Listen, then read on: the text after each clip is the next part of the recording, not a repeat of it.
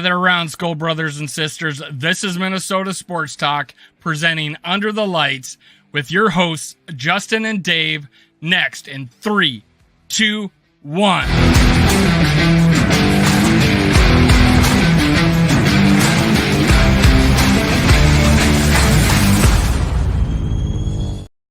All right, SKOL brothers and sisters, this is Under the Lights, brought to you by Minnesota Sports Talk. Justin and Dave and Mike, who rushed home 140 miles an hour to save his puppy, live and in studio. SKOL Vikes, what's up, Mike? What's going on, y'all? What's going on? Let's go. Let's go get a Super Bowl. That's what's up. We trying to get a Super Bowl. Were you able to save your dog? No. Not a dog. Dog RIP. passed.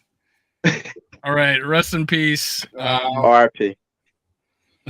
Write this down. His little booger. Write this His down. name is Barkley. I adopted him from the SPCA. Had a wonderful life. He was a Jack Russell Terrier Poodle. And I'm dead serious, though. I actually had a Jack Russell Terrier Poodle. His name was Barkley. I currently have a Jack Russell Shih Tzu, and it was a New Year's Eve Craigslist acquisition. And the only reason I wanted it is because it was a Jack Russell Shih Tzu, and I could call it a Jack Shit. So I got Jack Shit on New Year's. His name was Barkley. About 9 years ago. Barkley. He barked at I mean, he's a dog, but my gosh. I thought you were going with Charles Barkley because you. Oh no, not Charles Barkley. Nah. All right, what's up? Yeah. All right. What's up, Love? Let's go, Bob. Little shout out to Davey Chains. Go, baby. Right. Go. Who else we got? SKOL for life. Let's go. Phil, what's up? Norsefius. Let's go. Dr. Proto. And yeah, all right. We'll get some more. Make sure you hit like. Get this party started. Get this pushed out there. All right. Hey, S for L, Dave. S for SKOL for life. SKOL for life, Dave. All right, sorry. I'm sorry. Yeah, that's short. That's abbreviation. Acronyms. Every new job I get, and they have all these new effing acronyms, and I'm like, hey, could you type the whole thing out until I get used to what the fuck you're saying? So yeah, SKOL for life, man. What's up, Worthless? How you doing? That's MWO. That's my worthless opinion. Whose opinion is never worthless. Greatest Twitter, awesome. Facebook, YouTube handle of all time, because your opinion is never worthless, especially on Talk That Talk, our channel. There you go. I fumbled the S for L. Yeah, there you go. There we go. So, okay, so here's my week one prediction. Jordan Addison will have at least 140 combined yards.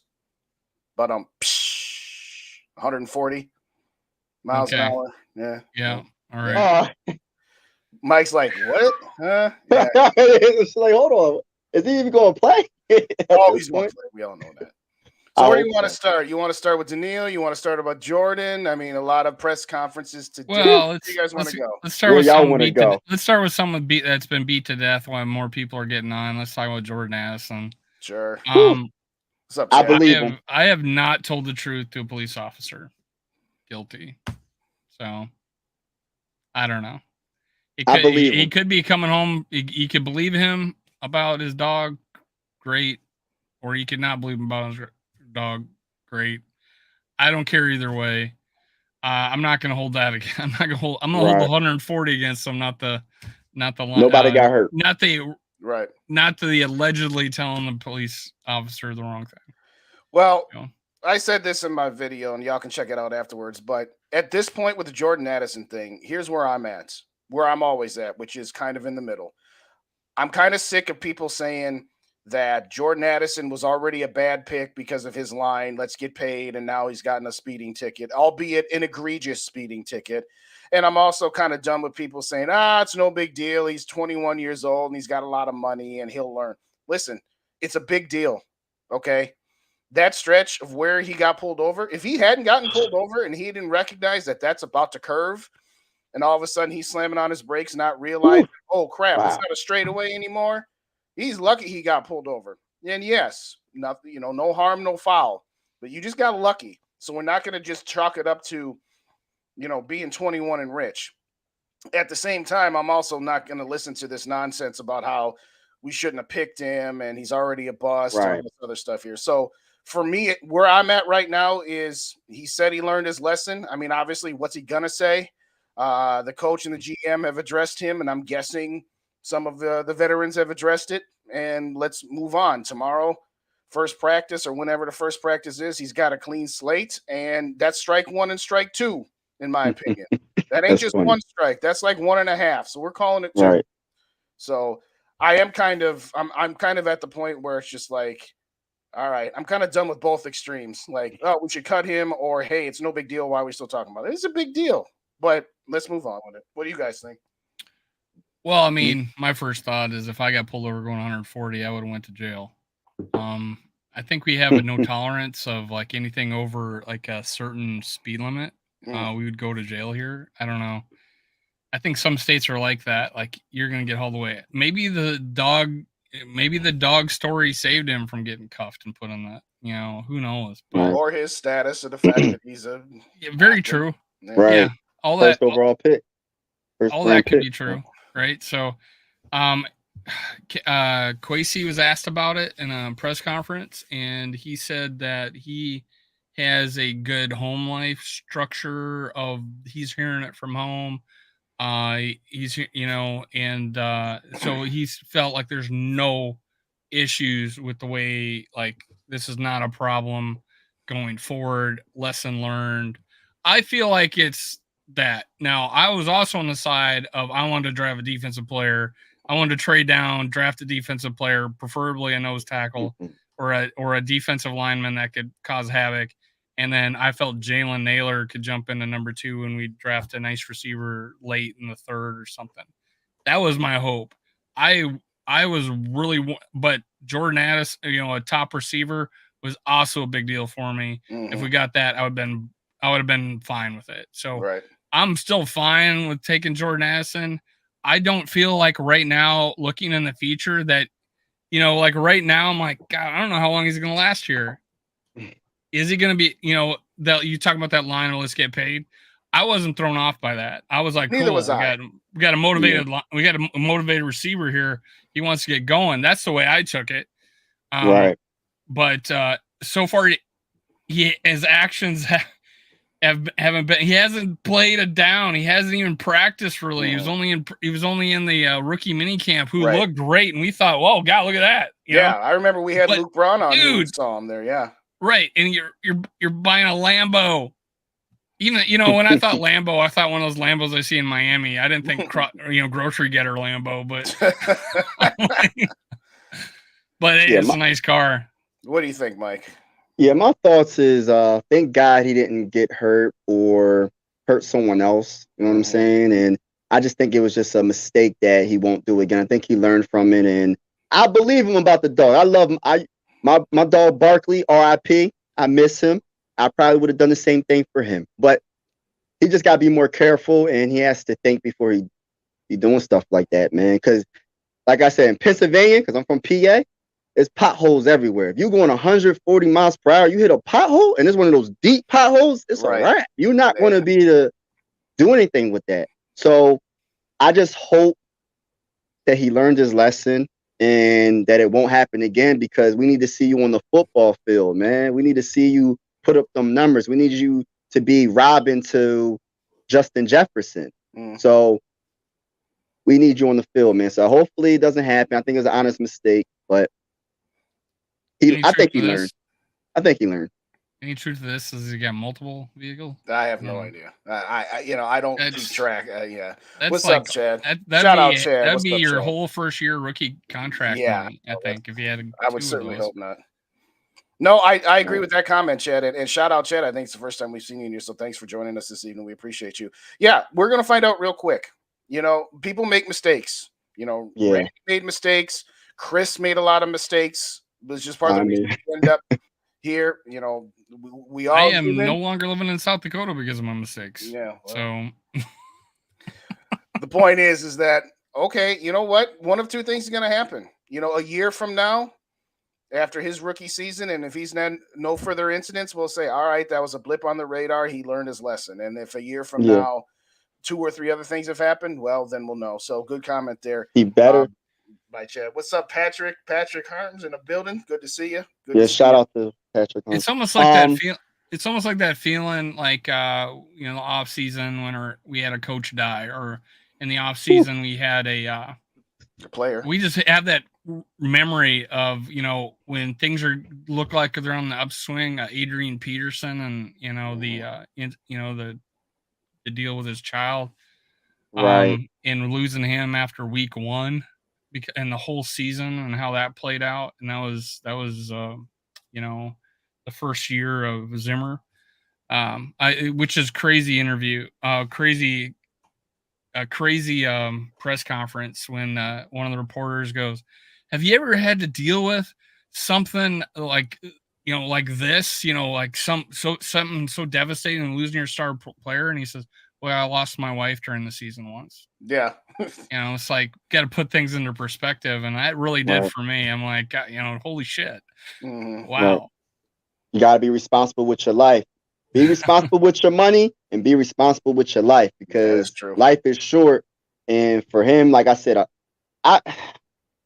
we already got that reputation, right? We already got that reputation. Every year that list comes out, Vikings got the #1 arrests in all of NFL. No, it's been a while, but yeah, I get your point that's how it was for a while. And that's a good point. Thank you. I was just going to tell you, bring that one. That's the one. I mean, again, I'm not really at this point interested in like doing the investigative reporting. It's, does he really have a dog? And is that really what happened? But if he got a phone call from somebody saying his dog needed to go to the emergency room, why didn't that person take the dog to the emergency? Now, maybe he was, and he was on the way to the vet. Who knows? At this point, it's one of those. Hopefully he's learned his lesson. What's up, Zone? Good to see you. Good to see you. Vets ain't open 24/7. Emergency places are. You can. They got on-call. Oh, I didn't even. Okay. There's places where you got an on call where you can call somebody saying, "Hey, I got an emergency. Somebody get there right away." That sort of thing. But I'm on fire. Yeah, exactly. Having said all that, like I said, hopefully, like I said, it was just a blip on the radar. We've all made mistakes. I'm not gonna completely sweep it under the rug, but at the same time, we don't need to make much more out of it than it already has. Because as you said, he ain't a bust. Yes, he ain't a bust, y'all. I mean, let's let him get on the field for before we say that. Yeah, he ain't a bust. I'm not regretting that we drafted him, because debatably, he's probably the best wide receiver in this year's draft. You know what I mean? You can probably say Flowers. There's a couple other, but Jordan Addison, his route running, like I said, it's like it's on another level. So I feel like once he gets the opportunity, he's going to show why he was a first round pick, and why Kevin O'Connell was like, "Yo, we're going for him. We want him." So right, yeah. So, But no, what's up, Raymond? Good to see you. At the same point in time, and we did say this earlier before, maybe you didn't hear it, Raymond. We did say, regardless, this dog thing could be 100% true. That is still no excuse for going 140 miles an hour. I mean, I'm not here to downplay any type of... So the rule is, if a deer runs out on the road, you hit the deer, right? You don't swerve and then hit the tree.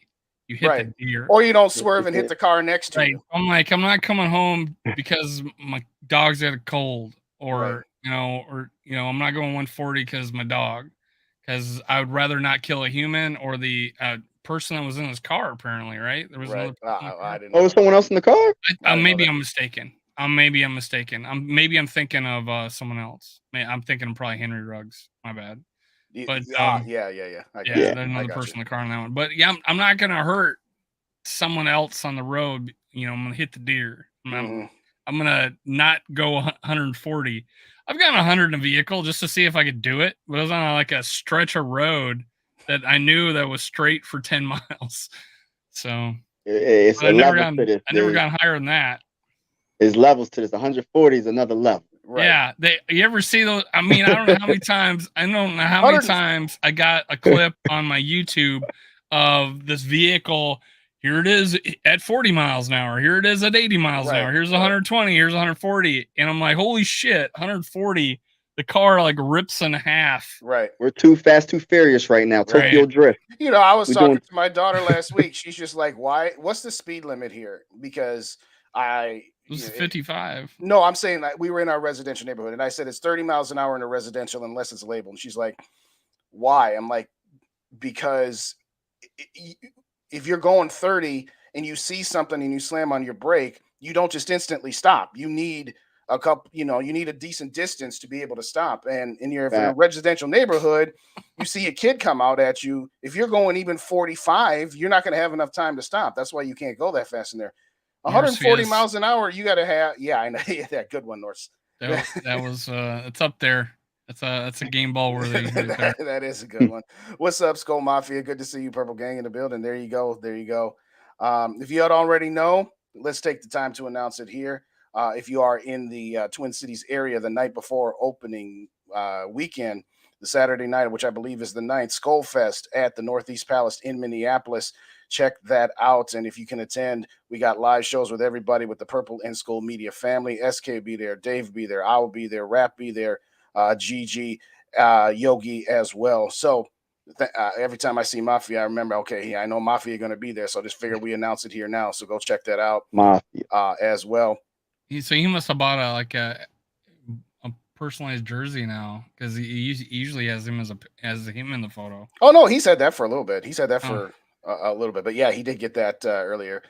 I think about 3-4 weeks ago. But anyway, well, with that being said, Danielle Hunter reported today. Now he did. Yeah, I didn't know that. What does that mean? Well, championship. It means he's not holding out, but the reports are that he is going to do what's called a hold in, which is the way that players can get around being fined for holding out. If you hold out and you don't show up, you get fined $50,000 a day, and that is irreversible.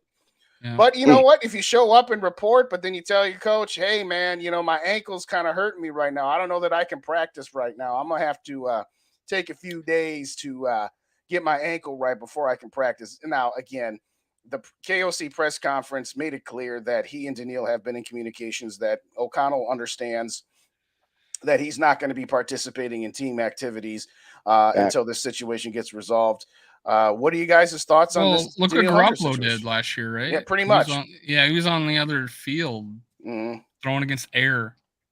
So. Yeah, I like the way Davey put it a couple weeks ago. Yeah, he and a couple other players that would have been holding up. They'll just be having barbecues out in the parking lot while everybody else is practicing. But what are we to make of this? Are we to make of this that Danielle is there so he doesn't get fined, a la Marshawn Lynch?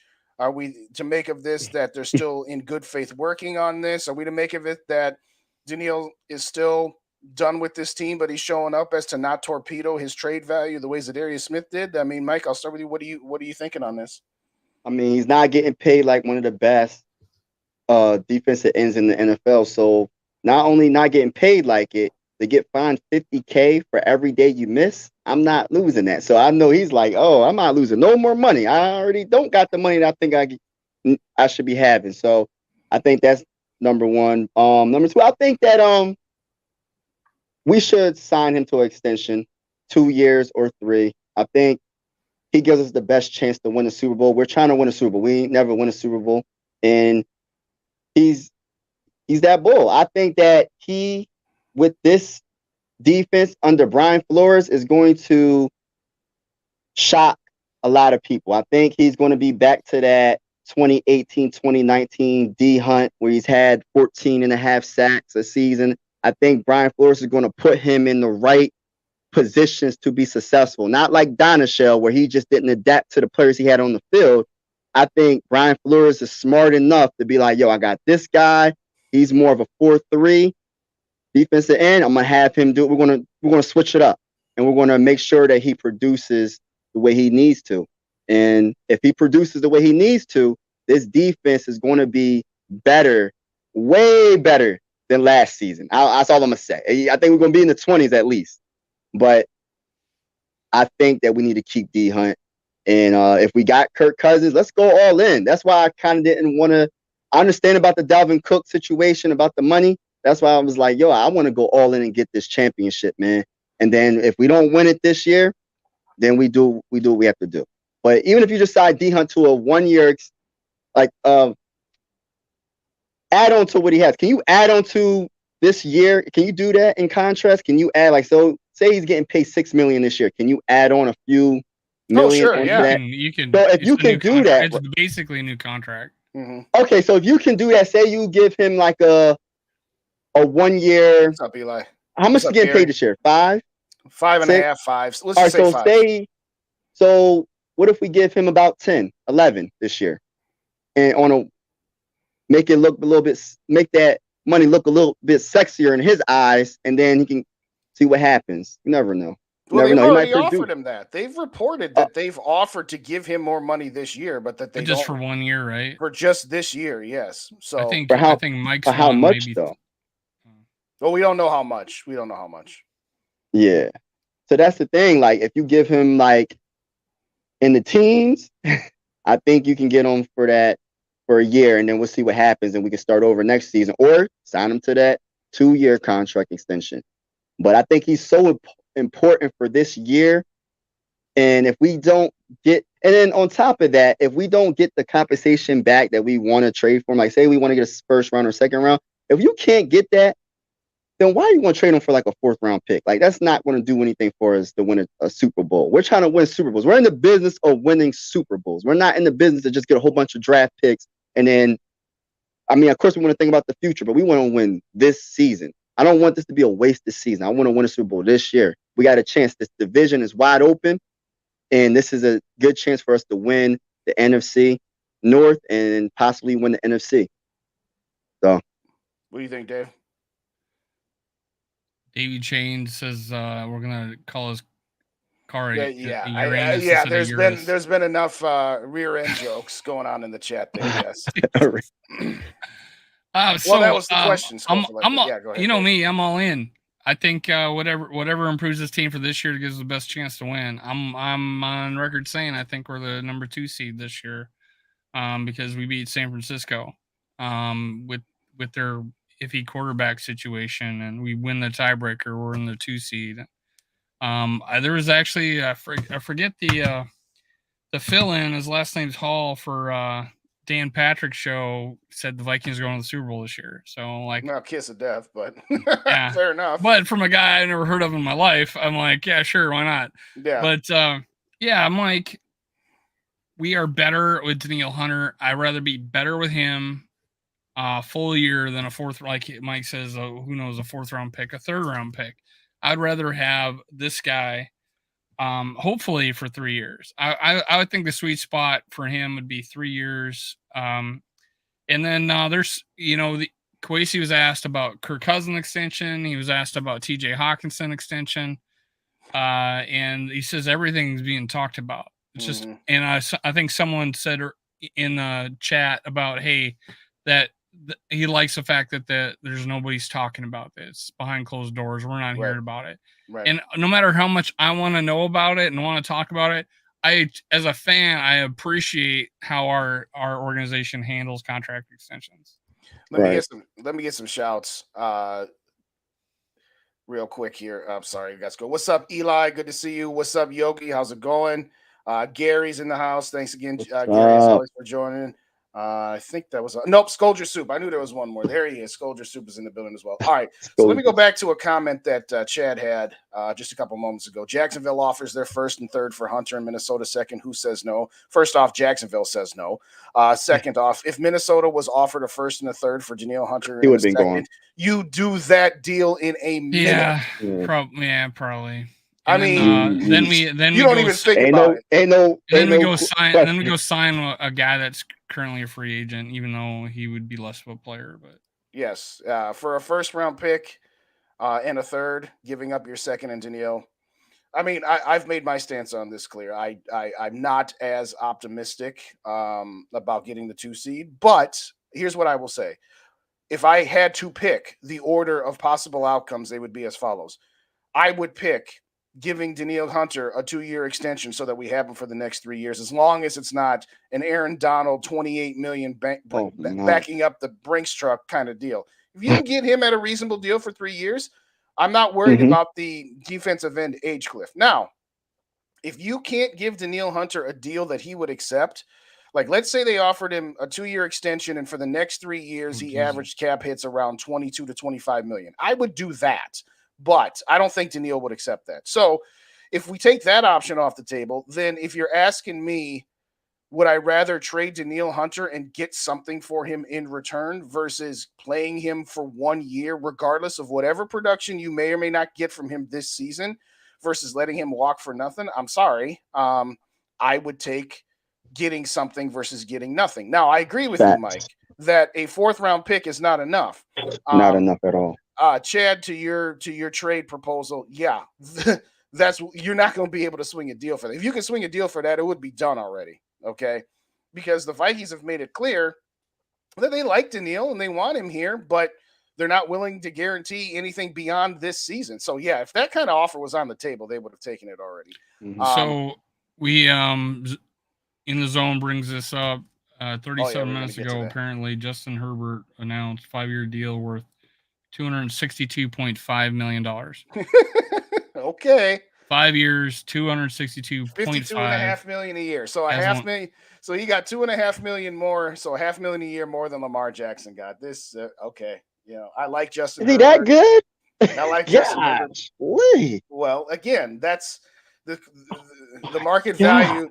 As much as the market value has dropped for running backs, it has skyrocketed for quarterbacks. I mean, it's utterly ridiculous that these quarterbacks are getting this kind of money, but. Good luck building a team around him with that. $52.5 million a year. If it ain't Patrick Mahomes, I don't know how these. If it's not Patrick Mahomes, Joe Burrow, no. Jalen. I mean, Jalen, I think he's a notch below those two. I would go Mahomes, Burrow, Allen, and Hurts. And those would probably be the only 4 quarterbacks that I'd give more than $50 million a year to. I would not give 50-some million to Herbert, to Lawrence. Not yet, anyway, but we'll see. We'll see. Apparently, Hunter follows the Jacksonville Jaguars. I did not know Chad. that. Yeah, that was what they willing to give up, though. That's the question. What the Jaguars willing to give up? I could see that does make some sense. That the Jaguars could say, "Okay, we got to the divisional round last year. We're competing with Buffalo, Cincinnati, and KC. If we got a Danielle Hunter onto our defense, we could get ourselves into the. I could see them wanting Danielle Hunter, and I can see that making some sense for them. But I don't know that they'd give up a first, even if they're getting a second back. That's a hefty price. But again, to me, I get what Dave is saying and others as well. That all right, look at what our defense would be with and without Danielle Hunter. It's not going to be good either way. And yeah, not for a 4th round pick, but if there's a 1st round pick on the table, I'm sorry, you have to do that in my opinion. But pick one player. Go back to that. I'm sorry. Go back to Gary's real quick. Pick one player you would trade for him. To please be realistic. Player for who? Danielle Hunter? Yeah. Go ahead, it has Mike. to be something on all. I don't know. I can't think off the top of my head. But let me get one of those guards from the Cowboys. I was just going to say the guard from the Cowboys is holding out. I want one of the guards. We'll do that. In a get minute. the offensive line together. What was his name from Notre Dame? I forget what guard it is. One of the guards from Dallas who was from Notre Dame. They drafted in the 1st round. That might be the same guy. I'm looking it up right now. Well, anyways, I was trying to trade Adrian Peterson for him. Well, it was hypothetical that we were going to trade Adrian Peterson. AP right there. You're trying to trade AP? Right. So if the situation was given to me, like if you were going to trade, if AP was coming to Dallas, remember Jerry Jones was going to want Adrian Peterson. Was going to be this trade. And I have this Dallas fan that was a friend of mine, was quote unquote a friend of mine. Asked me, what would you do? And I said, well, I'd take a 1st round and him. That's who I took because they had just drafted that rookie and then he ended up being all pro, right? So Zach I think Martin. he made the Pro Bowl in Zach Martin. Yeah. Zach Martin. Yeah. Yo. Yeah, I would trade Danielle for Zach Martin in a New York minute. Yes. That gives us a real good chance to win in the Super Bowl, man. I just feel like this offensive line is so iffy, man. We don't know what the heck we're going to see. And then we got what's the guy we just signed from the Rams? What's his name? I forget. Roddy. Well, what the heck is his name? Oh my gosh, I'm mad. I don't remember his name. We're so good here. We forget names. Yeah, I don't even know the Vikings. Gosh, what is his name? But anyway, Bobby Evans. And Bobby Evans. Oh, I knew him as Bob. Bobby Evans. I just want to say this. Can I tell y'all something about Bobby Evans real quick? Right, what you got? All right, so his PPF grade for last season is 29.8, right? And I looked at his stats, right? He is second in allowing sacks last season. So we would have the first in Ed Ingram, and we have the second in Bobby Evans on our team. What is going on with the Minnesota Vikings in the offensive line strategy? This isn't a good strategy. I don't know who thought about this, man. We got the number one and the second in allowing sacks on our team. I understand he's young, he's 26 years old, but why do you think the Rams let him go? They released him. Why? No, he's just a camp body. He's not somebody that's going to come in and compete for a job. I understand it. Just the thought of him playing got me Chris Reed got hurt, so they needed another camp body. Gary said, I prefer to keep Hunter for 3 years, $45 million. Well, yeah, so would I. Danielle's not taking that. Well, yeah, he's not. I think that's a bare minimum 18, 19, but I think it would probably have to be over 20. No, it's got to be at least 20. It'll be at least 20. I just said that. No, I'm agreeing with you. No, I'm saying that 15 a year. Yeah, the Vikings would sign up for that in a minute. Facts. If Danielle would accept a 3-year, $45 million offer, and the Jaguars were offering a first-round pick, then they'd have a conversation that they'd have to have, because they would take either one of those deals in a minute. What's up, Rhino? Good to see you. Appreciate you joining us. What's this? My man Mike hit a blunt tonight and getting forgetful. Why you not? Yo, I wish, over, man. Bro? Yeah, I need it. Okay, I need it, bro. I got you next time, man. Yeah, we got that sour. Never mind, let me stop. Yeah. Let's not get too crazy. Well, I mean, again, my point is that I hear everything that you guys are both saying about, yes, if your focus is what's the best possible outcome for the 2023 season, Danielle Hunter adds to that. If you're looking forward to beyond this season and you can get a halfway decent return, I think that's what they're weighing. I think they're weighing three different things. They're weighing what would Danielle bring us this year, which is obvious. We're talking about Brian Flores trying to be a miracle worker. It's going to be crazy. At some point, you need to have some talent on your team. Right. He's not a miracle worker. You can't change chicken salad from chicken bleep, but talk that talk. At the same time, if he's not going to be, what did we say? We could have traded Dalvin Cook for a third or a sixth or whatever it was, and we got nothing for him. We got nothing for Thielen and Kendricks. Okay, that logic should still apply. You got Danielle Hunter, who's a far more valuable asset than any of the guys we let go. Again, I see both sides of it. I'm just saying that, to me, if there's a second or a first to be had, I would do it, and I would. So you wouldn't do it for a third? Third is my absolute bare minimum, and I'd still have to think. It'd have to be like a third and a fourth, or 2/3 for me. But if I know unequivocally, now again, I don't know this, but if I knew unequivocally that Danielle Hunter was not going to re-sign here post this season, that he was going to not play for me this season, and I was offered a third, I'd still try to get more for it. But if my choices are Danielle's not playing for me, or if he does play, it's only for this season and he's gone, or a third or more, I'm really considering taking the third or more. That's just me, though. I'm not. Oh, go ahead. I was just reading the comment. Go ahead, bro. Go ahead. No, I was just reading the comment that Rhino said he wasn't doing it for a third. Because I'm just like going back to the Dalvin Cook thing. Like, why did we not get nothing back for him? Like, I just feel like we could have got something back for him. Or he didn't get him. We just released him. Yeah. I think part of the reason that the Miami trade fell through was Miami was willing to give up that third-round pick before the draft, but they wanted the Vikings to take on a decent chunk of Dalvin Cook's $10 million, and that when they did their cost analysis, analytics benefit. I want a source. Yeah, exactly. There you go. I want a source, Justin. My source is my thinking. Your source is right there. I'm just guessing that, if the Dolphins had said, hey, we'll give you a third, but you got to take on $2 million of Dalvin Cook's salary, I think the Vikings would have done it. I think they were asking the Vikings to take on like $7 million, and they said, no, $7 million of dead cap hit is not worth a third-round pick.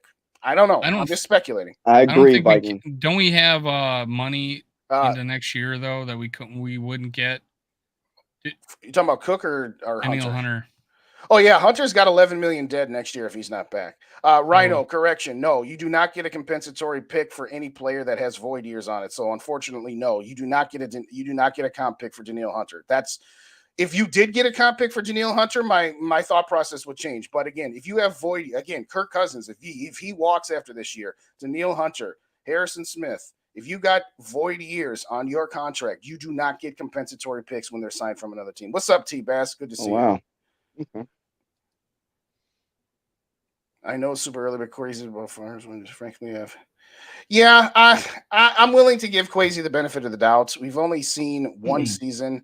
We had a lot of injuries in the draft last year. I know that you could nitpick a lot of what Kwesi has done or what he hasn't done, but I'll still remind folks that he came into a salary cap mess from the previous regime, and there was only so much maneuvering around that you could do. You could have done a little bit more maneuvering by adding more void. Like they could have kept Thielen and Kendricks if they wanted to just push more money and kick the can down the road. They couldn't, and they decided, no, we're not doing that. But when Kwesi came in last year, yeah, and it's been widely believed, so to speak, that the owner said, hey, no, I don't want you to tear this thing down. I want to see what this can be done with this roster as is. You got to remember, he's working with one hand tied behind his back when he's got dead cap hits all over the place. So I'm not saying he walks on water or that he can't swim, but I'm Ching. But jokes aside, I'm willing to give Kwesi a little bit more rope than somehow right now. Yeah, no, he has to answer Rhino. He's got 2 void years. Yeah. One for some reason does not have a cap hit, but I guess next year's 11 million. Dead money 11 million. 24 dead money 55,620,000 in 2025. Yeah, just weird. There's no cap number for 2025. It's over the cap. So yeah, he's got void years. Yeah, he's got 2 void years, $5.5 million each year. So how that would work is if, let's say, Danielle Hunter was signed to a 2-year extension. Well, the 5.5 in 2024 and the 5.5 in 2025 would just get rolled into that new contract from a salary cap hit standpoint. If they don't re-sign him, then all 11 million hits on next year's 2024 salary cap. So that's why over the cap listed, one section's got 11 and then the other section's got 5.5 and 5.5. But bottom line is that, yes, he has 2 void years. That was done. I don't remember if that was done last year or the year before or both. But no, he would not be qualifying for any type of compensatory picks. Scene trade was absolute. Oh, yeah. Again, I'm not saying T-Bass that he's been perfect. I've criticized Kwesi to no end on that trade in the first draft of last year's draft, trading back from 12 to 32. This is what I said on draft night. The Vikings gave up 12, and they gave up their own second-round pick to move down to 32 and to get Detroit's second-round pick, etc. If you had not given up your second-round pick, or if you had gotten Detroit's first-round pick this year, then I can live with that trade. But so again, I'm not saying that he's infallible, that he hasn't made mistakes. I will say this to the day Kwesi is no longer the general manager of this team. I don't care if Lewis Seen and anybody else who we got as part of all those trades, dipsy doodles we did last year, I don't care if they all become Hall of Famers. He left money on the table and he got ripped off. So I'm saying as an overall evaluation. I'm okay with it. They all became Hall of Famers. I'm sorry. Man, shit, they all became Hall of Famers. We got a Super Bowl, bro. We got a Super Bowl. It won't change the fact that he left money on the table and he got ripped off. I'll be happy. You can leave money on the table if we get the Super Bowl. But, we left perceived money on the table. Yeah, but people also forget that we moved up into the second round. Like they forget that part. But yeah, that part, that trade, I felt like we left, like you said, money on the table. But and I think you said that we don't have any talent on defense. Like it would make a miracle for this defense to be good. I feel like we just don't know what we have. And I think we got a guy that kind of can bring some of that out. I don't know what Lewis Seen has yet. Right. My thoughts were like, holy crap, what an athlete. And he was just, and he got hurt. And then Boo Jr., same deal. But then I'm like, Mekhi Blackman, I'm like, hold it. You're Mike, you were bringing up PFF numbers and stuff like this. Turns out, like, PFF ranked this guy like the top 3 cornerbacks in the draft, but yet ESPN and NFL Network have him on the 3rd page of cornerbacks. I'm like, so there's some thought there. And then the trade for TJ Hawkinson. I really like Jalen Naylor and Ty Chandler, and I thought we drafted Ed Ingram a little high just because of his legal trouble. Someone we could have got later, but Yeah, I mean, I was tickled pink that we got Andrew Booth Jr. in the second round. I thought he was number one. I thought he was the third best corner in the draft. Yeah, they said he's a got number hurt. one. He's ranked number one. Like if he stays healthy, like a first round pick. What's up? So Yeah. he just got hurt. It's just the luck of the draw. And then Asamoah. I mean, I wouldn't have thought, get this guy. Right. Then I look at his tape and I'm like, man, this guy's got just instincts coming out of every orifice of his body. I'm like, I feel like we got fast, quick, aggressive players that were in a freaking shell defense. Right. And I think if anybody can get this out of him, it'd be Flores. And keeping Danielle would be a difference maker, I think, on the defense. The defense gonna be something. I know we talked about it earlier, Justin, but we were talking about we'd probably win one more game. Mm-hmm. But I said in that point that, hey, if we made the playoffs, it would be a big deal of getting after the quarterback. So that could be a big difference maker in the playoffs. So yeah, that was my thought process on his draft. And this year in the offseason, I thought he worked worked wonders on getting the players that we got. I didn't expect any of this. Oliver and Murphy and Davenport, all were, very sought after free agents, and they're on our team now. So, Patrick, to your point about Kyle Hamilton, though, Kyle Hamilton would not look like Kyle Hamilton if he was playing in that Donatello's defense. No, he wouldn't know. So we just gotta look. We gotta wait. And the other two guys didn't really see the field that much, right? The other two guys, the receiver and the defensive tackle that were 12, 13, 14, those were the three guys I did videos on and said, hey, this is who I want at this spot. And then I'm like, oh shit, I got all three of them there. Let's go trade to 32. Fuck. Yeah. But Hamilton happened to be the one guy that probably is completely worked out so far. The other two look still out on him. Gary, to answer your question, as far as a grade for Kwesi, I'll go B minus C plus. I can't go. Yeah, for me personally, I it's just a big question mark for me. We just gotta see what happens this year. I mean, it's incomplete. Like Lewis Seen got a freak injury, Booth kept getting injured. We don't know. Roy, the defensive tackle we drafted this year, I think he's going to be something. I think Jay Ward is an underrated draft pick. I think we got him in the 4th round. I think it's a big question mark right now. So we're going to see. McBride in the 7th, Naylor in the 6th, Ty Chandler in the 5th. I mean, Jordan Addison, our 1st round pick. Yeah. You know what I'm saying? I mean, all these guys I think could be really good players. It's a lot of question marks. A lot of question marks. So we'll see. I mean, that's why he brought in Flores, is because they knew.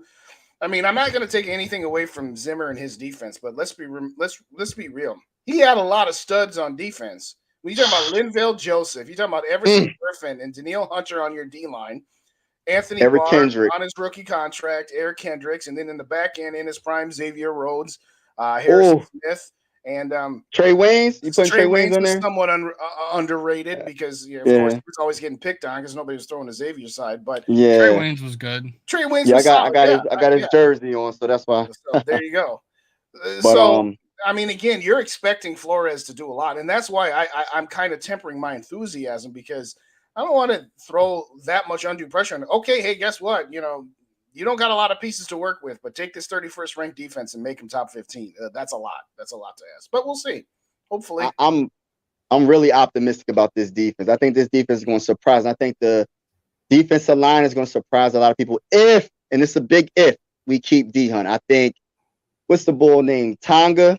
I like Tonga. Hopefully he gets an opportunity. I think Roy Davenport. I just think our defensive line is going to be underrated. And I think with Brian Flores, I think we're going to get some sacks, y'all. We're finally going to get some sacks with our defensive line. So I'm looking forward to it, man. It's going to be. Well, 2 years ago, we were second in the league.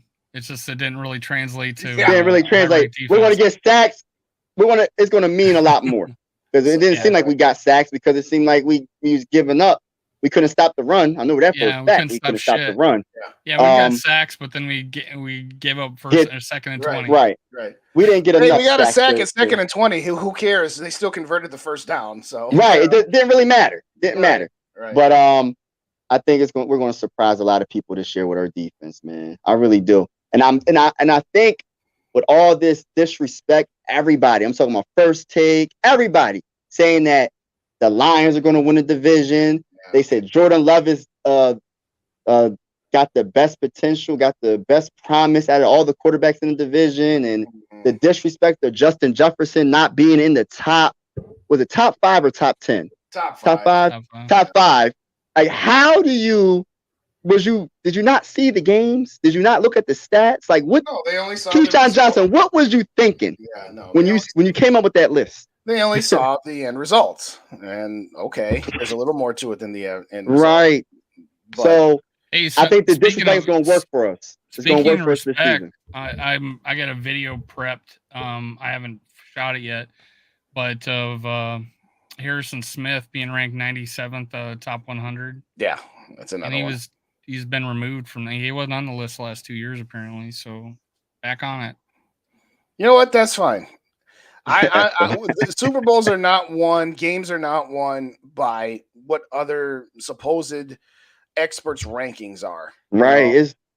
But the disrespect is crazy. I remember, I did a short when Madden came out, and they show Kirk Cousins throwing a pick 6 to Trayvon Diggs, and what's his face just clowns him at the end. I'm just like, I hope you saw this, and I hope you take this personally. But at the end, and then he gets trucked. Don't forget that, Justin. Yeah, he gets trucked when he tried to make the trucked. It was ridiculous. I was like, what the?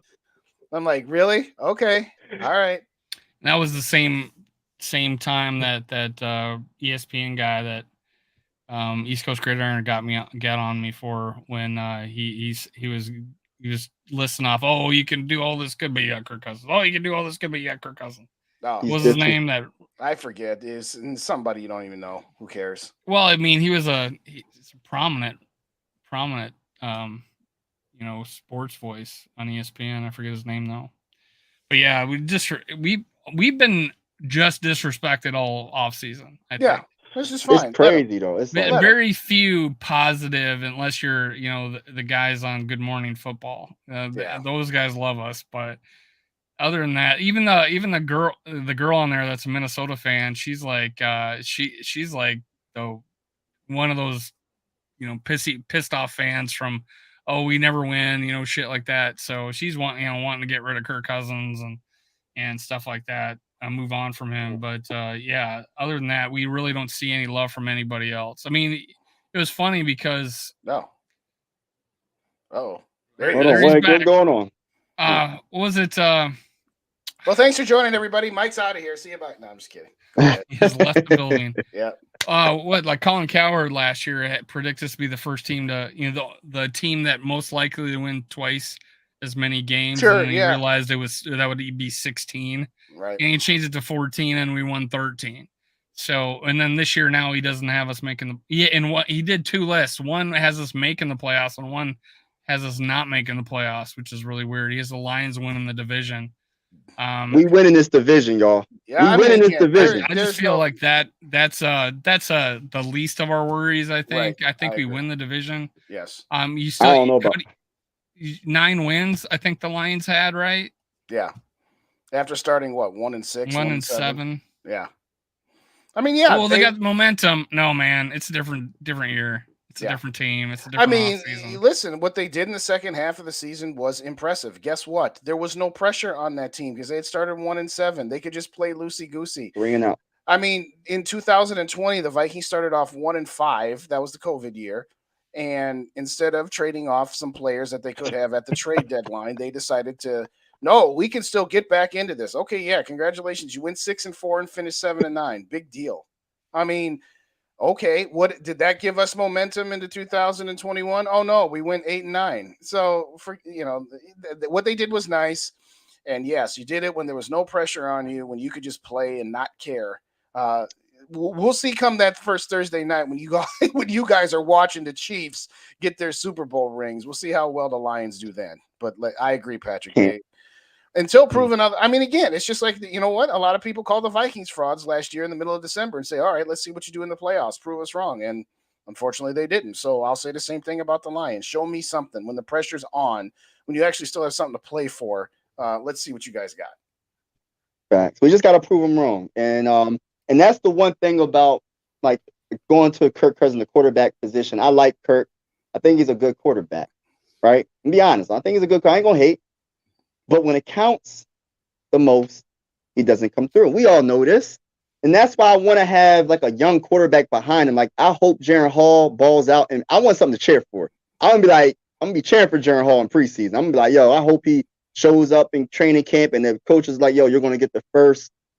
You're gonna get the you're gonna be able to play in the first preseason game. I believe it's on the 10th of August against the Seahawks. Something like that. Something like that. Yeah, I hope he balls out because I want to see him put pressure on Kirk. Maybe that can make Kirk play better. You know what I'm saying? I don't want if he can't beat out Mullins, then that's a bad sign. That's Correct. A bad pick. What was he, a 5th round pick? I think it was a fifth round pick. Yeah. So no. He got to beat out Mullins. Let me answer this question. I was a detractor to T-Bass. He says, honestly, look at Flores' coaching history. What makes everyone think instant fix for the defense? So I was like, he wasn't a defensive coordinator. And then I find out that he took the Patriots went to the Super Bowl. He was the play caller. Then he goes to the Miami Dolphins. First year, he doesn't call the plays. Second year, he calls the plays, and they're ranked 6th. Ranked 6th in like 3rd in takeaways and 6th in scoring, and it was like a crazy turnaround. And then he gave up play calling duties again and went to average. So my thought process is he took a team to the Super Bowl. Belichick is a defensive guru. He was carried off the field in '88. He was a defensive coordinator. He actually was up for the job of the Vikings defensive coordinator and then walked away. Snuck away from us. Probably good for him because we ended up winning 3 games that next year.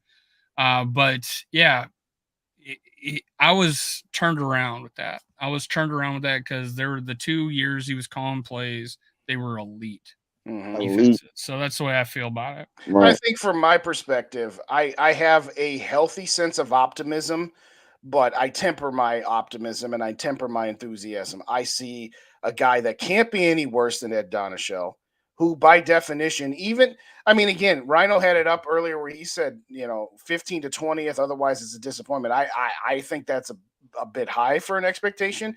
I do want to circle back to something you said a couple of weeks ago. What's up, Tony? How you doing? A couple of weeks ago, Dave, where yardage wise, they might, only eclipse around 20 to 23, but scoring defense, they could be somewhere between 10 and 15. I like that thought process. I do, because what I've said, and I'll be quick, what I've said was this defense is going to be watchable this year at the very least. They're going to be aggressive. They are going to bring blitzes, and there are going to be times where that gets them off the field on 3rd down, and there's going to be times where they get burned for 70-yard touchdowns, and I'd rather watch that than just getting sliced and diced up and down the field week after week with the middle of the field wide open. So I think to put a wrap on where we're going with Flores, I at least will see this defense as being watchable, where you're not just like, oh my gosh, are we ever going to cover the middle of the field? It's wide open. I mean, what are we going to say, Dave? Well, you brought me up. That was one of my hot takes predictions, is that we would be a top 10 scoring defense, but our yardage might be 20, 22 or something like that. For the teens, who knows? But recently I went back and looked at defenses that won Super Bowls. And there's a few that were like single digit scoring, but in the 20s on yardage, and a couple of those were the Patriots. So kind of cool. That teams have done that, and just like, I guess my thought's not coming out of anywhere that has happened before. So my thought process on is we're going to cause a lot of turnovers. We're going to have leads, and we're going to give up late yardage, but not give up scores. So I think because we're fast and aggressive, and I think even though we don't know anything about these players in college or drafted, or they were fast and aggressive. Booth Jr. Evans was a press corner. College one was misused. You got Blackman. All these guys have like a signature, got a similar trait about them. They're all pretty quick, and they're all really aggressive, and that's what I like about it. And that's why they're going to. That's why they're going to be between 22 and 25. we'll give up big plays. Yeah. Don't be any doubt about that. I mean, I used this analogy a couple weeks ago with 2021. We were at home against the Green Bay Packers. We were down by a point. It was 3rd and 7. The Packers all out blitz. Kirk threw a jump ball to Jefferson. He caught it for a touchdown. We get the 2-point conversion, and we go up by 7 with about 2:05 left on the clock. Packers got the ball back, and in one play, 75-yard touchdown to Valdez-Scantling. And I said, you know what? That's not the worst thing in the world, because had the Packers gone on a 2-minute drive and scored a touchdown and gone for 2 and got it, we would have never got the ball back. So sometimes being aggressive like that and giving up a big play, okay, you were still tied and you got your offense back on the field. I think that where you could find the continuity to be better this year upcoming than last year was if the offense can get to a point where it cuts down on even just half of the number of 3 and outs that it has, where it has longer sustained drives and keeps the defense on the sidelines. Even if that defense turns around and gives up a touchdown in 2 or 3 plays, so what? I'd rather the offense be on the field in crunch time than the defense. And at the end of it, I will take the risk of, high end, high aggressive, going for turnovers, going for big plays at the risk of giving up some big plays if we can make sure that the offense stays as good and perhaps gets better. But I agree with what Tony just said there about the offensive line. And that's kind of where we started off earlier was, okay, you don't have Dalvin Cook anymore. We've all said, hey, you know what? It was time to move on. It was too big a cap hit. We'll see. Hopefully O'Connell will be able to figure out to use Alexander Madison in a way that gets us into second and mediums or second and shorts more often to not being in second and long or second and very long or so to speak. So, again, if they can get that part down on offense, even if they're still a top 8 scoring team, if you can do it but have a little bit more time of possession and not have these hour-and-a-half lulls in the middle of the game. I mean, we've said it ad nauseum on our channel, our shows, and other channels too, that I'm just going to be real quick on this. I am not in any way going to defend last year's defense overall, but I did a little research and I was looking back at obviously the Buffalo comeback, the Colts comeback, even the Jets game. Okay. In that Jets game, we scored a touchdown to go up 27-15 with 7 minutes left. Now the defense gives up a touchdown on the ensuing drive, but it was a 4th and 1 from the goal line. So they made the Jets use a little bit of time. All right. So now you're up 5. What did the offense do? It went 3 and out. The Jets got the ball back, got down to the goal line again, and the defense got a goal line stop and stopped them on the 1-yard line. The Vikings offense then went 3 and out again and forced the defense to get a game-sealing interception at the end. So there are times where the defense was not great last year, to say the least. But there were times where it's just like, offense, just a couple first downs here and there is all we need to not be putting ourselves into these kinds of situations. So hopefully the offense can take that next step as to being more consistent. But we'll see. We'll see. And it starts in the trenches. Up, so starts in the trenches. So it starts in the trenches on the defensive side of the ball and the offensive side of the ball. So we got to see what we got to see if any update on Brian O'Neill. Is he good? I don't know that he's good, but he was not put on the PUP list. So that's a good sign anyway. That's a showed up Monday or Sunday. Sorry, so if he's good, I ain't worrying about him no more. So what, like I said, it's them guards. Did Ingram learn from his mistakes last season? Because he was ranked number 1 in allowing sacks. Did he learn? You know what I mean? So right. That's my big. And then Bradbury. Why did we resign? Like, was we that desperate? Like, what? Why did we? There wasn't a whole lot else out there for the money we had at the time. So it's kind of one of those. Yeah. I didn't like the move, and I would have preferred to go in a different direction. But they did get him back relatively cheap. So I guess they're just kind of hoping. And, this has been mentioned, Dave on First and SKOL has said this. This will be the second year in a row where you had the same starting 5 offensive linemen, which is a good thing. Continuity, of course, is good. Stay healthy. This Dave says that every show, too. Yes. But what I was going to say in response to that is, I don't know that I want continuity if I have mediocre at best on the interior 3. The appeal and the allure of consistency with the offensive line kind of drops off when you've got just mediocre at best interior. But it's been pointed out in the chat a couple times. Bradbury was pretty cheap. And there wasn't a whole lot out there to be able to upgrade on. Unless you were the only way you could have maybe done something is if you had drafted a center in the first round and not drafted Jordan. Yeah, we could easily get rid of him after 1 year. And I think it was the just the unknown out there. Like, hey, we could get this guy for 5 or a rookie, and with the few draft picks we have, right? And then maybe that guy doesn't even start, and then we got to start Schlotman or Chris Reed, and now Chris Reed's hurt.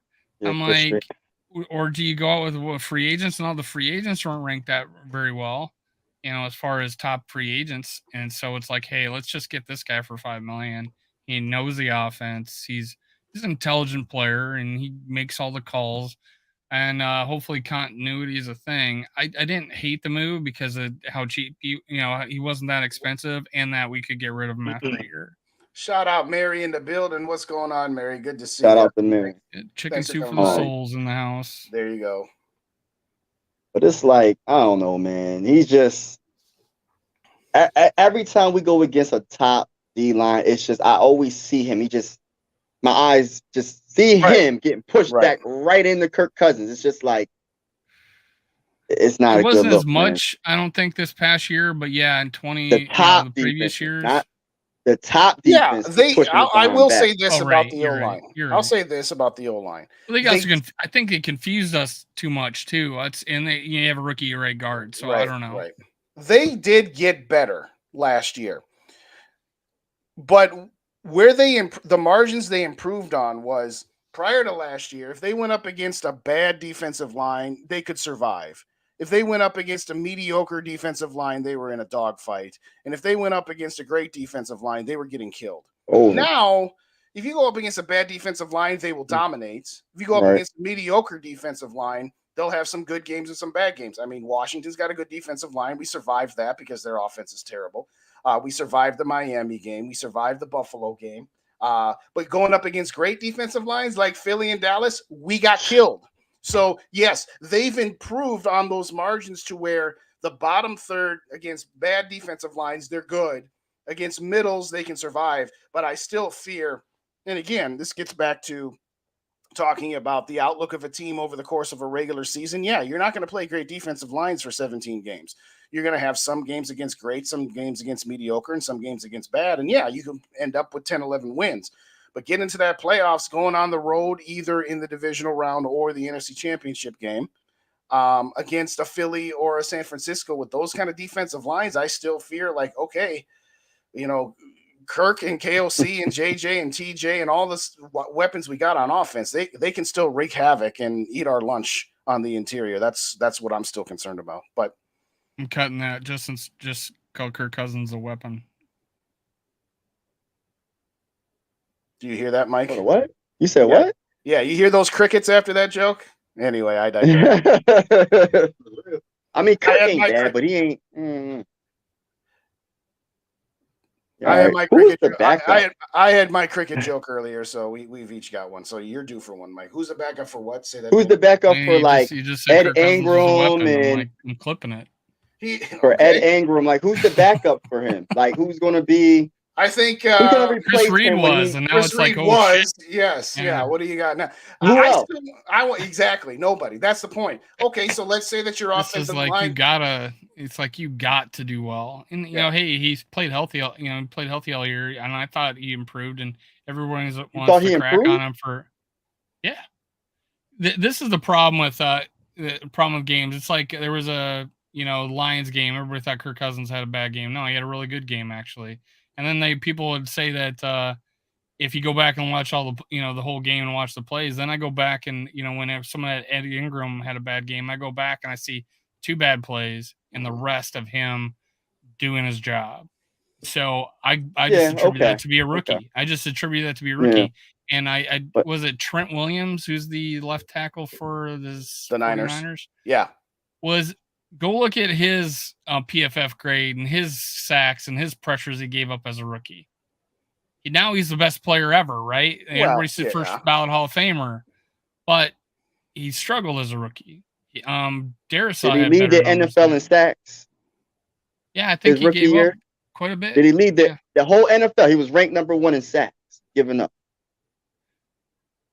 I don't believe that.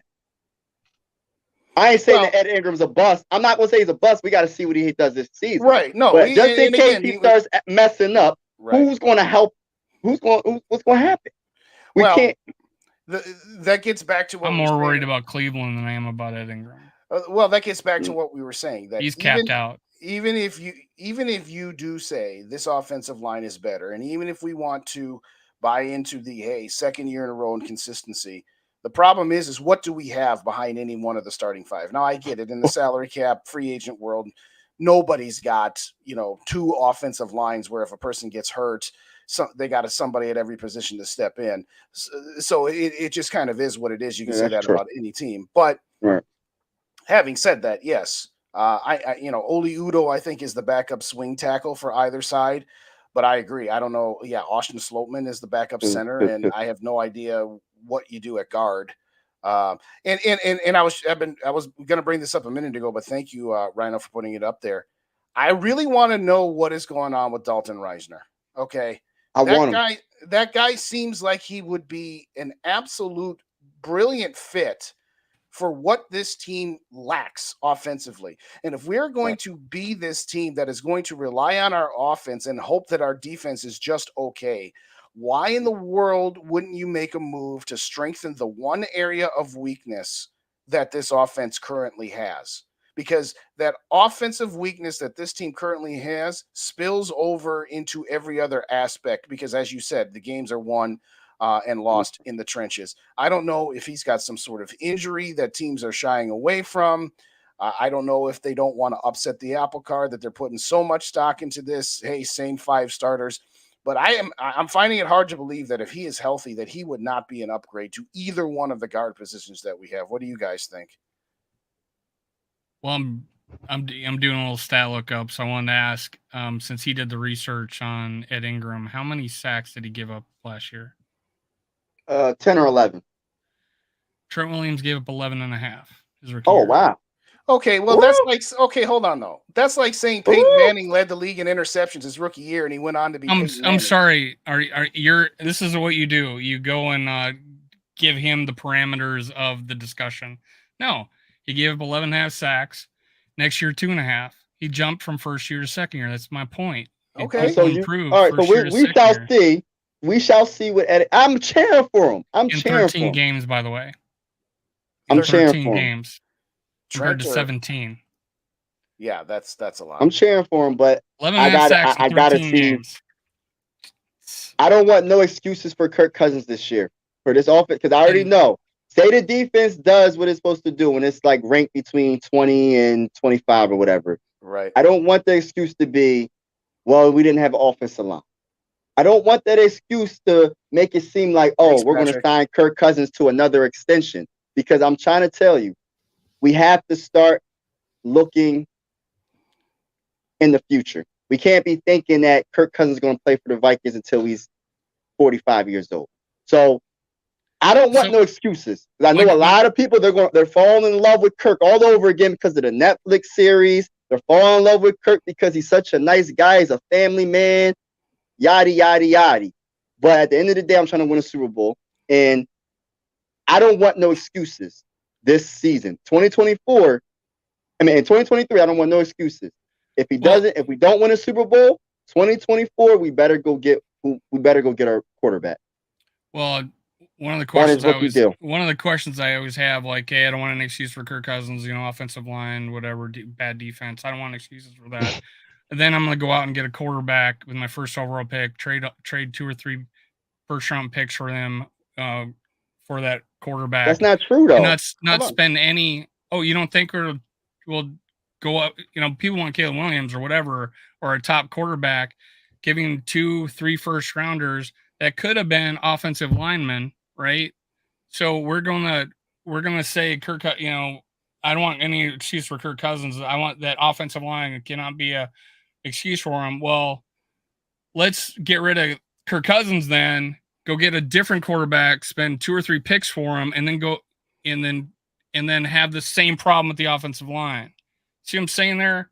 I don't understand that process, that thought process of like, hey, the problems, if your perceived problems, the offensive line, the perceived problems, the defense, let's get rid of the quarterback that really isn't a perceived problem, and use all those picks not to help the worst problem, but now we just got rid of the quarterback and we're going to go after a new one. I just don't see that. And I get it. He's 34. So yeah, we need to move on, but I don't know. 2024, I asked Twitter, 175 people, and who do you want your quarterback to be in 2024? Kirk Cousins, draft a quarterback in 2024, or Mullins or Hall, and then there was a fourth thing. 65% of the people said Kirk Cousins in 2024. Well, of course they shocked me. I thought it was gonna be less than 50. What? Because I gave 4 choices, and every time I do a thing like that, it's, minority thinks let's go get a quarterback. Yes, because the majority of fans don't want to have a year where you step back.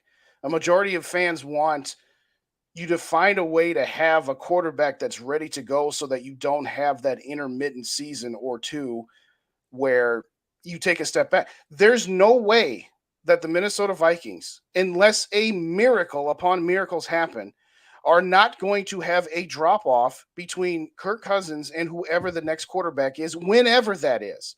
There's going to be a drop off. Well, let's give him give him a new rookie with a bad line or a bad defense, and that's to solve the problem. I don't get into that thought process. Okay, so then your thought process is fix all of the other things. At what point then it goes back to the same thing I've always said is the problem is, problem's the wrong word because you'll take that out of context. What I'm saying is that as long as you have Kirk Cousins and Justin Jefferson and TJ Hawkinson, etc., you are always at minimum going to be an 8-win team, which means you are always going to be picking late teens, early 20s, which makes it it doesn't make it impossible to fix all of these other things. But let's say you re-sign Kirk Cousins after this season, or you extend him beyond this season. He's going to have a cap hit of around $45 million minimum. You just brought it up earlier about what Justin Herbert got. And even if Kirk does say, hey, I'll take a $5 million less than what my market value is, that's still a cap hit of $45 million because he's got 10 in dead cap hits. So even if all he took was 35, it's going to be 45. Yes, I hear what you're saying, but it's also easier to attempt to fix a bunch of other areas if you have a quarterback that's not making market value. And I would say that about anybody. I'm not just saying that about Kirk, so don't take it as Kirk slander. I've said it before, I'll say it again. I think that Kirk is a very, very good quarterback. He's going to make sure you never train wreck. Kirk Cousins, as long as he's healthy, is train wreck proof. You are always going to be competitive. But to answer your question as to the results of your poll, a lot of fans are of I don't want to be a 5-win team. I would rather be a 7 to 11 win team that's competitive for the division, and we'll see what happens. And I'll stick with that because the bird in the hand is worth more than 2 in the bush, so to speak. I don't begin to tell them what they think. I'm just guessing. I'm just saying that they prefer. That's what they prefer. And Kwesi just had a press conference and brought it up again. Hey, we thought we could build it to. This is the first time I heard him say this. Is that we had a 3-year vision. He didn't use the word vision, but he brought up the 3 years because you always hear about this 3-year plan coaches have, and this was part of it. Is that he wanted to make sure we were competitive because I would rather win a chance at winning multiple championships than just one. And and that goes back to him saying you don't want to go full Rams. Remember that? Yeah. I think he wants the opportunity to be a multi-win championship rather than having to tear it down and build it up every 5 years like you see some teams do. And that's what we got. That's what we got as a GM. That's what we got as owners. I think the best owners in my lifetime. Oh, I'm not disputing that. Obviously, I mean the Gang of 10 was garbage. Red McCombs was El Cheapo after about 2.5 years once he realized he wasn't getting the stadium done. That's not an indictment of them being bad owners. I'm just saying that that's what their mindset is. Their mindset is they would rather be in the middle all the time and hope upon hope that you catch lightning in a bottle, and that's fine. They own the team. That's their prerogative, and they're allowed to do so. All I'm saying is, when you say multiple chances to win a championship, I don't know that being a team that has a cap of wild card or divisional round is really a chance of winning a championship. Because you have again, I mean, I don't want to go on another 2 hours, but no, we're not. That's your decision that we aren't. That's your thought that we're, no matter what, we have a quarterback that only go, second round and lose. That's my thought on what I have seen this team do my entire life. Not just this quarterback, not just this GM, not just this ownership group. I'm 44 years old. This is what the Vikings do. They very rarely train wreck. They very rarely have outstanding seasons, and they have a lot of good, not great seasons. They go to an NFC championship game once every 8 to 10 years. They do something stupid like miss a chip shot field goal or throw an interception when it was unnecessary. We all know the bits. Yeah, if you compare that to, say, the Detroit Lions, who have one playoff win since the JFK administration, yes, on the whole, the Vikings are a much more entertaining product to watch. But all I'm saying, and I agree with you, we're not going to go down this road, we've done it a million times, that at some point, yes, being good, not great, is better than being perpetually bad. But being good, not great, except for maybe every 8 to 10 years, getting to an NFC championship game, that doesn't appeal to me as much as it used to. That's all I'm saying. And I'm not saying that Cousins is a problem. What I'm saying is that the way this team has been built, of which Kirk is part of, but not the exclusive reason, this team is built to be in the middle. They're never bad enough to be able to get the next guy without doing, as you suggested, which is trading up a bunch of picks, thereby eliminating the opportunities to shore up other areas. At some point, we're spinning our wheels. Well, we got to do two things then to do what you want, and that is to sell the team and get rid of the GM. No, that's what will have to happen, right? No, what'll have to happen is the Wilfs change their mindset or they don't. If they don't ever change their mindset, then they will sign Kirk Cousins to an extension until his arm falls off. And at that point, they will have no other choice but to move in a different direction. And they may think that that's the best way to go about it. And guess what? They're the ones who get to make the decisions. I'm not saying it's the wrong decision. I'm saying, for me, as somebody who has seen it for 40 some odd years, I'm kind of bored seeing the team that every decade has one shot. I'm not saying I want them to be bad for 5 years. I've never understood the notion that, well, if you move off of the quarterback that you have, whoever it may be, and you take a step back, that means you're destined to be bad for 5 years. There are plenty of teams that were bad for a year or two and then rebounded and came out the other side better than what they were before. But some the Bengals. Yeah, take the Bengals. The Bengals is a perfect example. And the Bills. Right. The Bengals and the Bills were perpetually mediocre. They're contenders now. And then they were bad for a couple of years, and then they both got quarterbacks, and now they're perpetual contenders. It doesn't always work that way. It could easily go the other way. Jacksonville was in the AFC Championship game in 2017, and they were bad for 3 years before they got Trevor Lawrence. There's no guarantee either way. All I'm saying is I've seen this enough to where I'd rather try, even if it risks being bad for a little bit. But, right. And going back to what Dave said, because he was talking about, like, we had to trade multiple first-round picks to move up. Why do you feel like that's what we're going to, like, we could possibly... He just said we're never bad enough to draft high enough. So to get up in the top 5. I'm saying you don't have to say the quarterback that they want is like Bo Nix, and he might be like a top, maybe 15th overall pick, and we're at number 20, right? I'm just saying, just using an example, right? And we only have to give up maybe one first-round pick. I'll do that to get our franchise quarterback. We don't always have to. We don't have to. I'm just using an example. Maybe it's not the best, but I'm just saying you don't have to always get in the top 5 to get your franchise quarterback in the first round. I'm just saying we just need to take a chance. And then we just have to take a chance. Here's one thing. Because we didn't win a Super Bowl. Not taking a chance and still in the same boat that we've been in for the last how many years? We never won. I mean, we got to take a chance. We got a new GM, we got a new head coach, we got a new defense coordinator, we got a lot of new things. I don't compare this team to 1985. I don't compare this team to 2004.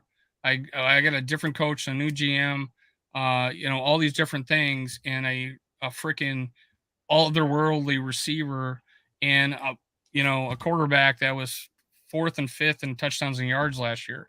So I like our chances on offense. I need to improve on defense, but I want to know. This is where I'm confused, and I want people who probably saw more games than me. How does Jordan Addison go from Blitnikoff Award winner, 1,500 yards with Kenny Pickett, go to Caleb Williams, the perennial, oh my God, we need to leverage the world to go get him, Caleb Williams, and only get 800 yards? If it's an injury, someone tell me. But why does he have half the production that he had the year before with a quarterback that was not going to be number 1 overall? Talked about small hands. I thought he's a pretty good quarterback prospect, but he had got Jordan Addison 1,500 yards. Caleb Williams got Jordan Addison 800 yards. What was the difference? I don't know. There was a minor injury in there somewhere, but to your point, I don't know enough to. And we screwed up drafting him in the first round. If it was, I don't know. Possibly another injured player. We drafted another injured player. Yeah, well, we shall see. That's not outside of the possibility. Hey, real quick. Want to give a shout out to Jeffrey. Saw you earlier. I know it's been about 9 minutes. Thanks for joining us. We appreciate you. There was one other drop shot. Jake, good to see you. Al's in the building. Thanks again for joining us. Antonio, good to see you as well. Thank you kindly, everybody, for joining us. Hit those like buttons, and if you don't already subscribe to both Purple and Gold for Days, Minnesota Sports Talk, and Mike Sports Vibes, hit up them subscribe buttons because the content's going to start flowing here. But we want to thank everybody for joining us here. We always give shout outs to people that we see in the building. So we've been talking for about 8 straight minutes. So at the same time, wanted to get back to shouting people out there. But go ahead, Mike. What were you gonna say? What was how many first round picks would you have to give up if you're at 23 and you're trying to move up to number 15 in the draft? How many first round picks would that be? At least 2 plus a third. 2 and a third. 2 and a third to get 2 first and a third. Yeah. So the one you have and the one next year. Yes. So yeah. The current year, the next year, and then a third round pick somewhere. Yes. Okay, I would do that to take a chance. I would do that. You don't necessarily have to move up to the first overall pick in the NFL draft. I mean, I'm just saying right there, you've now given up 3 players.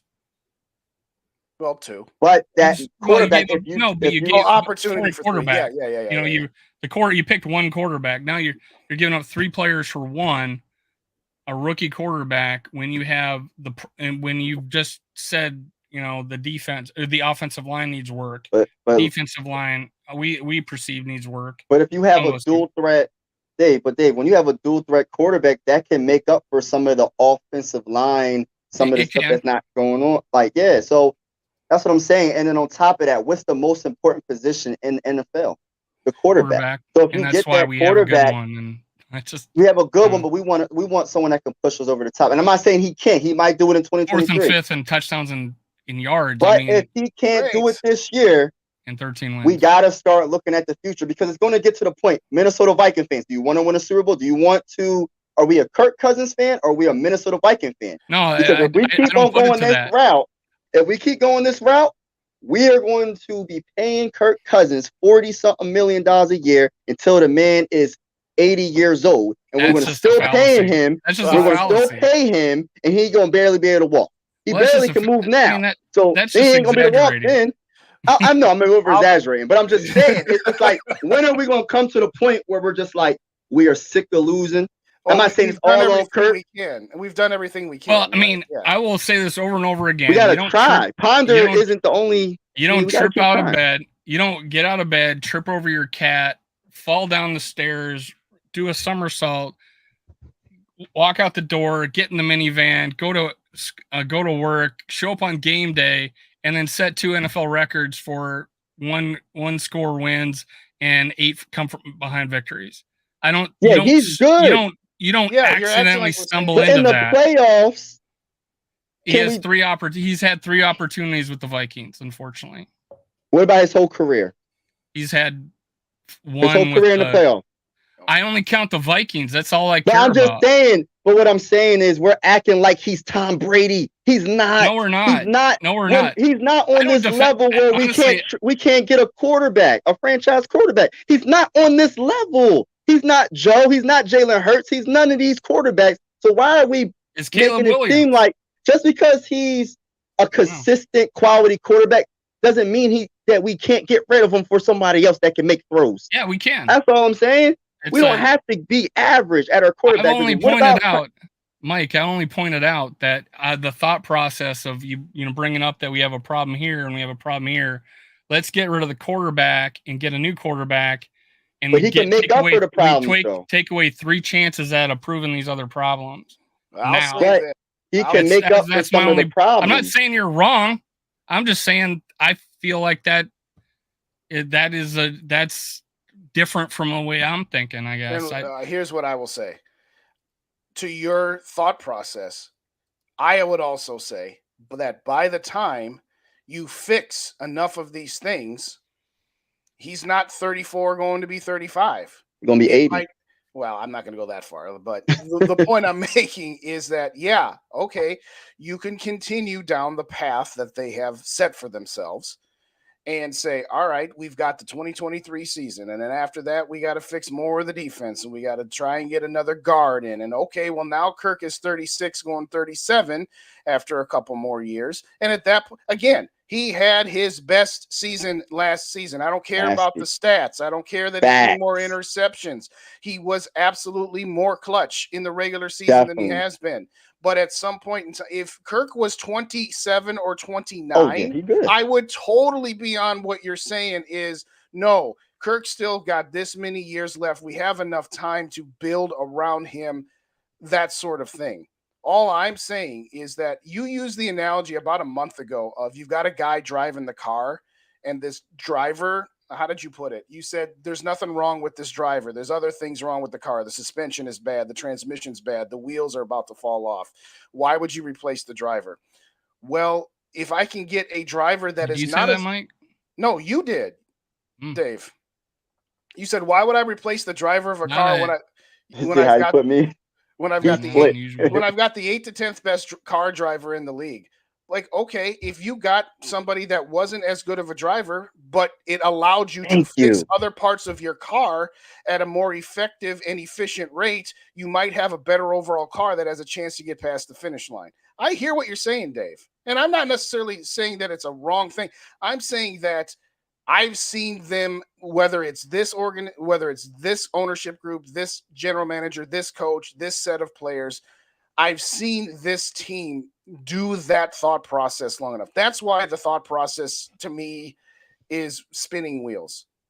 But it doesn't matter what we think. It matters what the Wills think. And, Tony said it's only the 3rd time in our league history we've had a quarterback play this many years. You got Fran. Well, after this season, Dante played 5. 4. I guess Tommy Kramer probably played this many years. You got Fran, you got Tommy, you got Dante that had 5, and this is Kirk 6. So yes, so he's 3rd. Then after this season, he'll be 3rd. Yes, and that's a good point that Viking Uncensored made. Like, if you get a quarterback on his rookie deal, you can afford to pay top free agents like a guard or center. It doesn't have to always be we don't got all these drafts. We gave up. We don't have to always draft these players. We can afford them. And I will say this to show that I can be fair and balanced. Not all of the decisions that have been made over the last 5 years are about Kirk Cousins. They are about other decisions that Mike Zimmer and Rick Spielman made. After the 2018 season, Anthony Barr was a free agent. And then he was going to sign with the Jets. And then he had a change of heart and signed back with the Vikings. We always say, see, Kirk Cousins' contract doesn't prevent us from keeping our players. They should have signed a guard instead of re-signing Anthony Barr. But Mike Zimmer said, no, I've got to keep Anthony Barr. So to be clear, and then Dalvin Cook, with all due respect, we love the Cookie Monster. He should have never been given that. Look at what Dalvin Cook's production was Since he's gotten that contract, it has gone down. Okay, we can talk about being 6th in the NFL in rushing yards. That's all well and good. But at some point, you've tried everything. And at some point, again, to be clear, this is me giving you an example that, yeah, not all of the decisions were about Kirk. They were about Mike trying to keep his defense together and this, that, and everything else. So to be clear, it is not all about him. I'm just saying that right now, if you let Kirk walk, you have 1 year of $28.5 million dead. If you re-sign Kirk, 10 of that dead goes into 24, and then the other 18 goes into 25. So at some point, too, it's also about just saying, you know what? I want to clear the decks of all of these void years and all of these dead cap hits. Thank you. Thielen was another one. Thank you, Rhino. I appreciate that. So again, to be clear, no, we're not saying that Kirk is a problem. We're not saying that he's terrible. We're not saying any of that. We're just saying that I'm seen enough. I've come around to your way of thinking where I don't think what you're thinking is wrong, but I also don't think that me saying that I think we've gone as far as we can go with this current configuration is wrong either. So, but we'll see. We shall see this year. Anything? I had a conversation last week where it was just completely negative about Kirk. It was like, and I don't agree with that, by the way. I was like, he has no killer instinct, and I throw out the 11-1 victories. The 8 come from behind. Sure, he has a killer instinct. He showed it. Then he brings out the Bears game, saying, well, ISM fumbled that, got the ball stripped for him. I'm like, hold it. Kirk Cousins got down there, called his own. We got his number called, snuck in for a touchdown, and threw a 2-point for conversion to put us up by 7, and that fumble happened at midfield. How could you say that is your thought process of him not having a killer instinct? And your first thought is the Bears game where he went down and it was one of his come from behind victories. I just it was killing me to hear that. And that's, and then I'm told that I'm not supposed to like regular season games because they don't count. They don't matter. They don't count. And I'm supposed to be that's extreme. And I'm supposed to be like a Patriots fan. I'm supposed to be. What do you think the Patriots have? Okay. What do you think the Patriots are okay with 17 wins? So gosh, man. I'm going to say this, and then we're going to get up out of here anyway, because we're going to announce some of the schedules that we have on all the channels, and we're going to get into getting closer to regular season mode, where Under the Lights will only be an hour because Dave will have SKOL Live with Rap at this time. First off, nobody said, again, I put in the chat that I was like, oh, finally somebody else that gets to have this conversation with you. Nobody said that we didn't like last season. What we said was, or what they said, because it mirrors exactly what I've said, is he's a Buffalo. Jesus. We can do it against contenders. We don't beat the Packers. They're always contenders. Well, they weren't last year. But the point was is that yes, the 13-4 last year was fun. It was great. We all will agree to that. Everybody in the chat will say it was great. But it loses, some of the polish comes off the diamond when you lose in the first round. Now, I will say this, to be fair. Had the Vikings won that Giants game, we would have got killed by San Francisco unless Brock Purdy had gotten 14-point dogs to them. Yeah.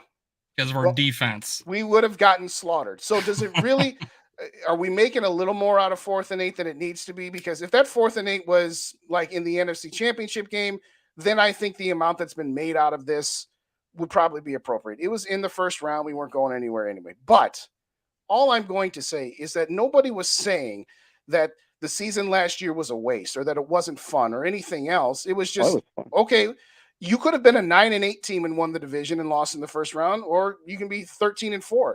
At some point, what sticks with you? What did you do with it? What did you do with that opportunity? And the answer is they did the least amount that they could have, which is they didn't even get out of the first round. But I don't know.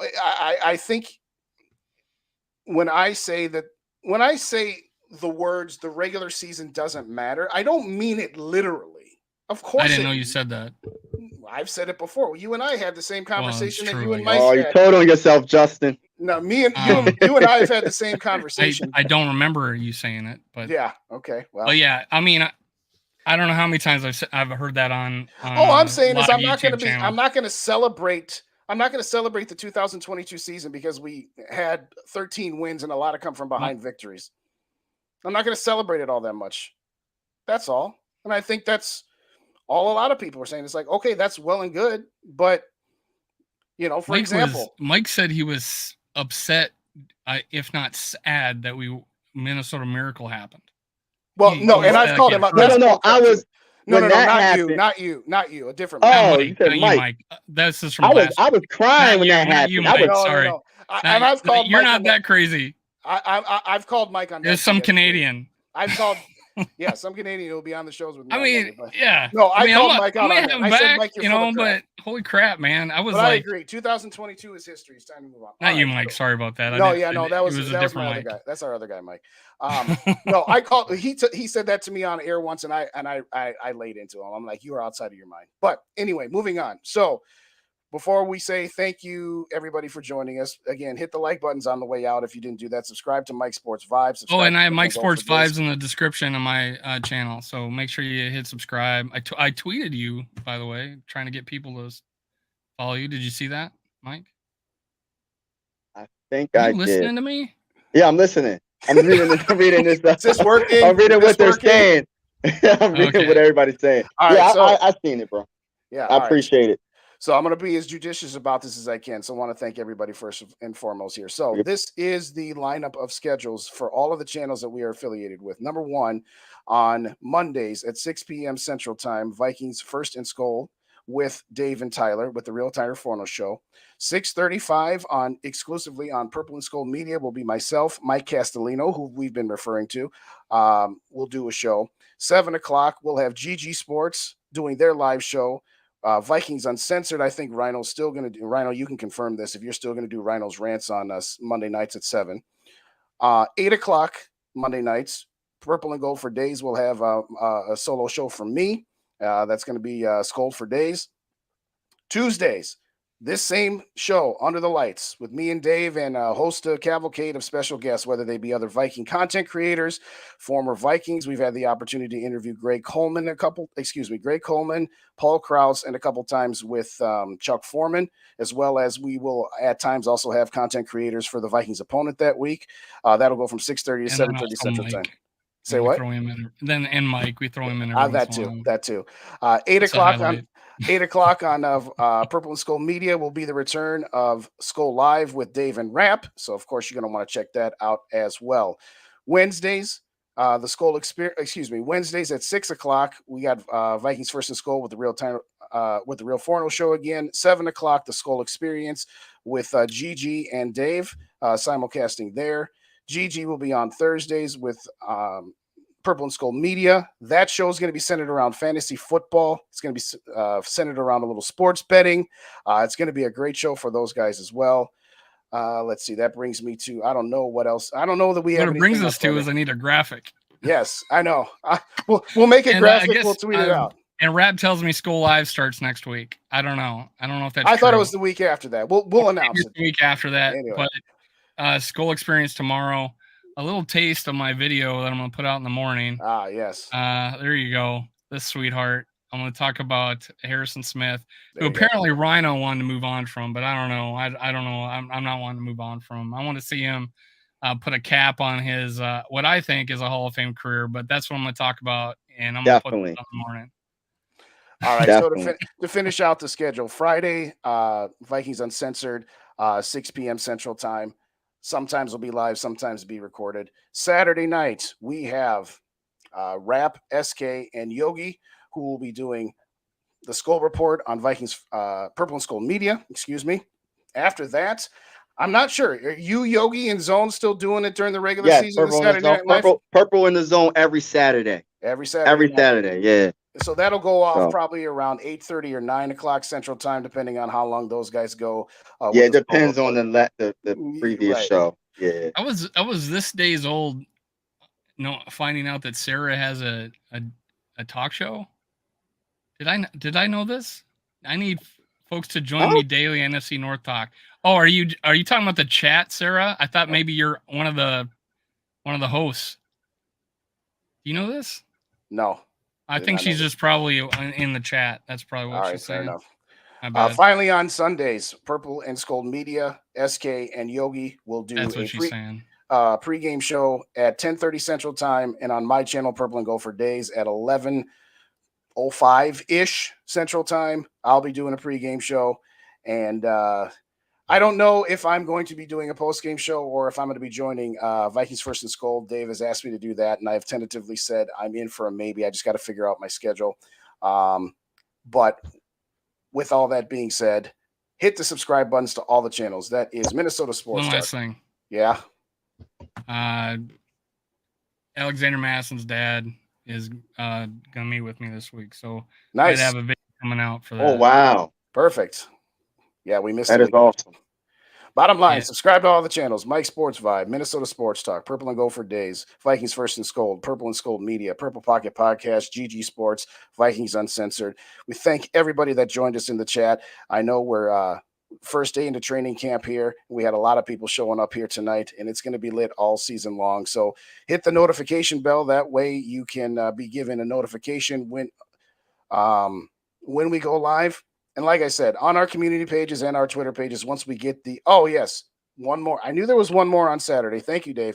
Go back to that one from Luff there. Two Old Bloggers, which is currently airing at 4 p.m. Central on Sundays once the season begins. And I believe that, and Dave, you can correct me, that once the preseason games start, I don't know when it does go. But Two Old Bloggers during the season, 4 p.m. Central on Saturdays. Bottom line is we'll make a graphic. We'll do some production value. We'll get it all up there with all of our times. And I realize for, the people that check out all the channels that, there is some overlap that can't be avoided when you have 7 different content creators and 7 different channels. So we will do our best to make sure that we don't overlap too much, but that's the great thing about YouTube is that if you're starting off in one show and that show finishes and another show's already started, you can just go right back to the beginning and watch it from there and speed it up and put your comments in and everything else. So any last words, gentlemen, before I say the final wrap up? And thank you to everybody here. Mike, we'll start with you as our guest. Thanks for joining us, by the way. No problem. Thanks for having me. Kirk Cousins is my quarterback. That's all I got to say. That's all I got to say. And shout out to you need to tear up like I know, Theo. man. Kirk Cousins is my quarterback, and I think he can get us a Super Bowl, man. He can get us a Super Bowl in 2023. Hey, Sarah, he's my quarterback until he's not my quarterback. Sarah, well, I'll stay on for 60 seconds. Go find the homepage to this podcast you're talking about and put it in the chat, and then NFC North Talk. Just look up NFC North Talk. Oh, okay, fair enough. Never mind, sir. And I go live on my channel every Friday night at 8:00, and we talk all things sports. Perfect, we talk about the Minnesota Vikings. I'm a diehard Sixer fan. I'm Philly, everything besides football. So we talk a little bit about the Sixers. We talk a little bit about the Vikings or anything that comes to mind. We just vibe and have a good time every Friday night at 8:00. Awesome. Well, so that's right after Uncensored is done. So there you go, ladies and gentlemen. See, we got some scheduling quirks already figured out. Well, thank you, everybody, so much for joining us. Great show. Yes, thank you, Change. Thank you, Gary. Thank you, Sarah. Thank you, Dave. Thank you, Mary, Gary. And that's all I can see right now. I could go on for days, but thank you kindly. So nice everybody. of you guys. Yes, absolutely. And by the way, yes, I think next Tuesday we will be on, and that will probably be the last time we go for more than an hour, because I think not this coming Monday, but the following Monday is when the Purple and SKOL shows will start.